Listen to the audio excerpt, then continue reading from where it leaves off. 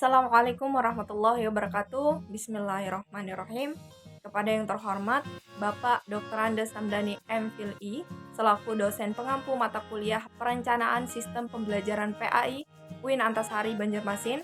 Perkenalkan, saya atas nama Eka Susanti dengan NIM 20010101094 akan menyampaikan materi terkait pembuatan RPP atau Rencana Pelaksanaan Pembelajaran untuk memenuhi tugas mata kuliah Sistem Pembelajaran PAI pada semester 3 ini. Berikut penyampaian materi dari saya, selamat menyaksikan.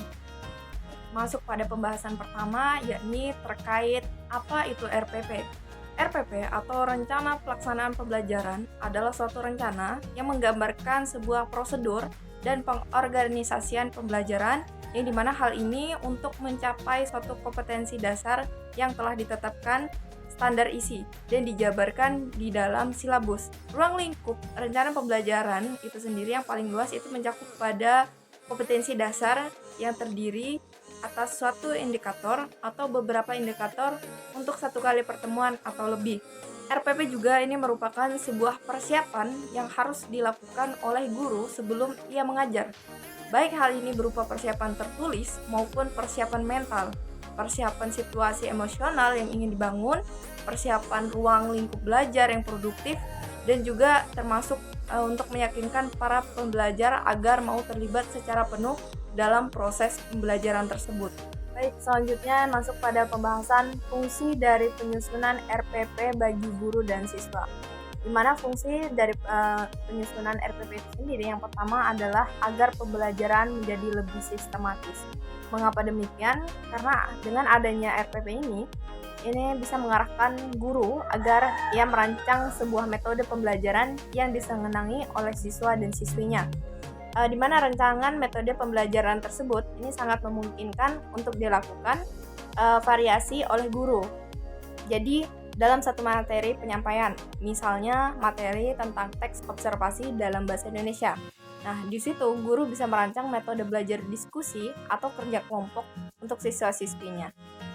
Kedua, untuk memudahkan analisis keberhasilan belajar bagi siswa, di mana RPP yang sudah disusun oleh guru tentunya memiliki butir-butir penilaian yang akan diberikan kepada para siswa, di mana butir penilaian dalam RPP tersebut juga sudah ditetapkan ke peserta didik dan guru bisa melihat nilai yang mereka dapat.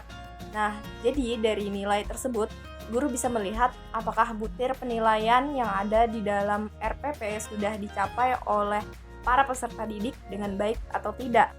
Kemudian yang ketiga yakni memudahkan penyampaian materi, di mana dalam hal ini penyampaian materi guru sangat dibantu dengan adanya RPP yang telah ia buat.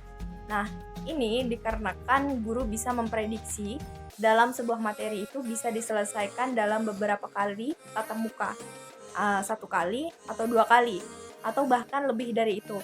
Nah, jika ada ketidaksesuaian jumlah tatap muka dalam penyampaian materi di RPP yang telah ia buat dengan yang ada di kelas, maka guru bisa mencari tahu sekiranya di poin mana penyampaian materi tersebut itu berjalan kurang efektif. Selanjutnya, fungsi keempat, RPP itu sebagai pengatur pola pembelajaran, di mana beberapa materi yang akan diajarkan itu tidak semuanya bisa selesai dalam 1 kali tatap muka.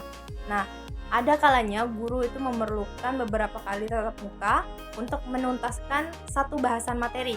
Nah, jadi dengan adanya RPP ini, guru bisa merancang pola penyampaian materi. Misal di tatap muka pertama membahas tentang adanya dasar-dasarnya, baru di tatap muka yang kedua itu akan membahas hal-hal yang lebih detail dari materi tersebut. Kemudian selanjutnya fungsi yang kelima yakni untuk menghemat waktu dan tenaga.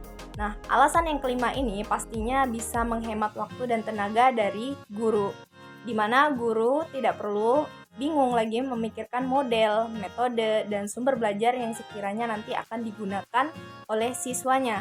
Nah, pastinya dengan adanya RPP yang sudah dibuat, guru bisa menentukan apa-apa saja yang dibutuhkan dalam penyampaian materi ajarnya tersebut. Baik, selanjutnya masuk pada pembahasan terkait langkah-langkah penyusunan RPP atau Rencana Pelaksanaan Pembelajaran, di mana berikut ini ada beberapa langkah penyusunan dari RPP, yakni yang pertama, menuliskan identitas mata pelajaran.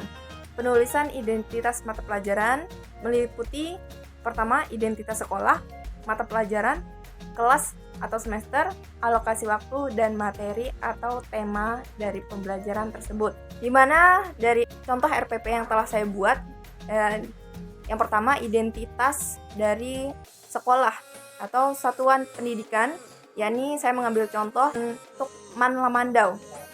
Kemudian mata pelajaran tentang sejarah kebudayaan Islam, kelas 12 dan semester genap. Materi pokok dari RPP itu sendiri adalah sejarah perkembangan Islam di Asia Tenggara, dan alokasi waktunya adalah untuk 1 kali pertemuan atau 2 kali 40 menit. Dan selanjutnya yang kedua yakni menuliskan kompetensi inti, di mana kompetensi inti atau KI itu adalah tingkat kemampuan untuk mencapai standar kompetensi lulusan yang harus dimiliki oleh peserta didik pada setiap tingkatan kelas atau program yang menjadi landasan pengembangan kompetensi dasar, di mana kompetensi inti itu akan mencakup 4 dimensi yang mencerminkan sikap spiritual, sikap sosial, pengetahuan, serta keterampilan yang dimiliki oleh peserta didik. Di mana di sini saya telah membuat ada 4 contoh kompetensi inti yang saya terapkan di contoh RPP yang telah saya buat.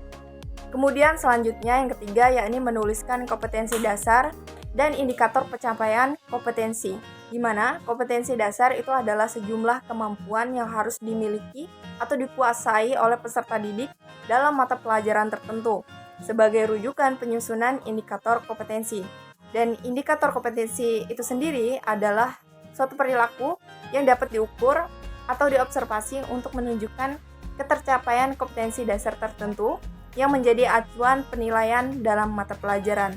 Di mana dalam contoh RPP yang telah saya buat itu ada 4 kompetensi dasar serta indikatornya. Kemudian selanjutnya yakni kita akan merumuskan tujuan pembelajaran, di mana tujuan pembelajaran itu akan menggambarkan proses dan hasil belajar yang diharapkan dicapai oleh para peserta didik sesuai dengan kompetensi dasar. Dan tujuan pembelajaran itu dibuat berdasarkan kompetensi inti, kompetensi dasar, dan indikator yang telah ditentukan oleh guru. Di mana tujuan pembelajaran yang telah saya buat yakni setelah mengamati, menanya, mengeksplorasi, dan mengkomunikasikan, siswa diharapkan dapat menjelaskan sejarah perkembangan serta proses masuknya Islam di Asia Tenggara, mengidentifikasi sejarah perkembangan umat Islam di negara Thailand, Filipina, Malaysia, dan Brunei Darussalam, dan dapat mencari informasi lanjutan baik melalui membaca dari sumber lain dan mengamati keadaan sekitar terkait materi yang telah dipelajari. Kemudian tahap yang kelima yakni menentukan materi ajar, di mana materi ajar itu sendiri akan memuat fakta, konsep, prinsip, dan prosedur yang relevan dan ditulis dalam bentuk peta konsep sesuai dengan rumusan indikator pencapaian kompetensi.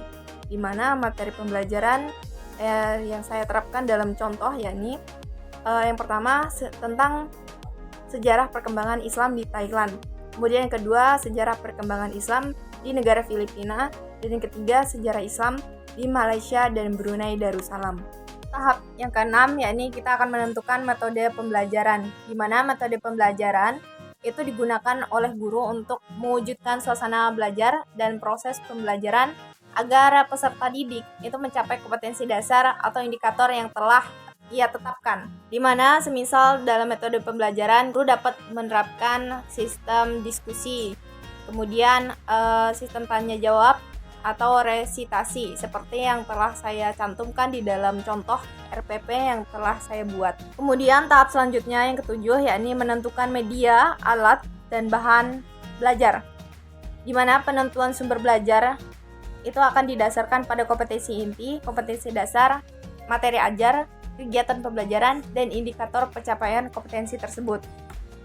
Di mana media pembelajaran yang saya contohkan di dalam RPP yang telah saya buat yakni pertama media Kita dapat menggunakan media gambar tentang proses masuknya Islam di Asia Tenggara tersebut. Kemudian alat atau bahan yang dapat kita gunakan yakni seperti laptop, LCD, proyektor, dan slide. Kemudian untuk sumber belajar, kita dapat menggunakan buku ajar siswa terkait sejarah kebudayaan Islam kelas 12 semester genap. Dan ditambah dengan sumber belajar internet. Yang kesembilan yakni merumuskan kegiatan pembelajaran, di mana kegiatan pembelajaran itu terbagi dalam kegiatan pendahuluan, kegiatan inti, dan kegiatan penutup. Yang pertama, kegiatan pendahuluan, di mana pendahuluan itu merupakan kegiatan awal dalam suatu pertemuan pembelajaran yang ditunjukkan untuk membangkitkan motivasi dan memfokuskan perhatian peserta didik untuk berpartisipasi aktif dalam proses pembelajaran tersebut. Selanjutnya yakni kegiatan inti, di mana kegiatan inti sendiri itu merupakan proses pembelajaran untuk mencapai kompetensi dasar, dan kegiatan pembelajaran yang dilakukan itu dapat berjalan secara interaktif, inspiratif, menyenangkan, menantang, dan memotivasi para peserta didik. Di dalam kegiatan inti itu sendiri, peserta didik juga itu diajak untuk berpartisipasi aktif, memberikan ruang yang cukup bagi kreativitas dan kemandirian sesuai dengan bakat, minat, dan perkembangan fisik serta psikologis dari peserta didik sendiri. Kemudian untuk kegiatan penutup, itu merupakan kegiatan yang dilakukan untuk mengakhiri aktivitas pembelajaran yang dapat dilakukan dalam bentuk rangkuman atau simpulan, penilaian dan refleksi, umpan balik, dan tindak lanjut dari pembelajaran tersebut. Kemudian yang terakhir yakni menentukan penilaian hasil belajar, di mana untuk penilaian itu sendiri, prosedur dan instrumen penilaian hasil belajar itu disesuaikan dengan indikator pencapaian kompetensi dan mengacu kepada standar penilaian. Ini dimana seperti dalam contoh yang saya tuliskan dalam RPP itu sendiri, yakni yang pertama untuk penilaian adalah teknik penilaian, dan kedua bentuk instrumen dan instrumen, dan terakhir yakni pedoman penskoran atau terlampir. Baik, itu tadi pemaparan materi dari saya. Terima kasih saya ucapkan kepada Bapak Dr. Andes Hamdani, MPhil I, selaku dosen pengampu mata kuliah Perencanaan Sistem Pembelajaran PAI UIN Antasari Banjarmasin, yang telah memberikan ilmu serta pemahamannya selama 1 semester ini. Saya Eka Susanti selaku pemateri mohon undur diri. Salah khilaf mohon maaf. Wassalamualaikum warahmatullahi wabarakatuh.